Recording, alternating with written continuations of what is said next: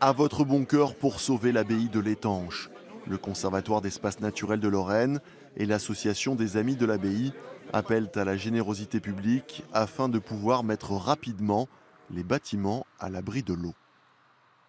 Et on s'est longtemps posé la question de savoir si on aurait les moyens et les compétences pour la remettre, pas la remettre en état, mais au moins sauvegarder l'existant. Et bon, là, a priori, le système qui est en train de se mettre en place semble nous donner des espoirs, avec des compétences qu'on va aller chercher dans des domaines qui ne sont pas les nôtres. Et je pense que tout ça, dans quelques années, on pourra en reparler avec un petit peu plus de satisfaction et d'ambition aussi.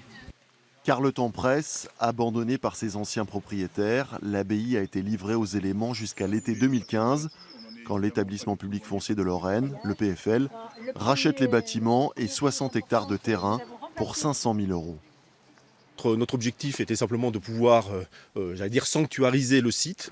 L'intervention de l'EPF, au travers de son acquisition foncière, permet en effet finalement de sortir ce bien de la sphère privée pour l'intégrer dans la sphère publique et permettre une action publique beaucoup plus aisée et beaucoup plus énergique que ce qui était possible auparavant. Les travaux qui sont déjà réfléchis aux alentours de 300 000 € pour la deuxième tranche, qui correspondent à une toiture parapluie sur l'abbaye et surtout la sécurisation des lieux.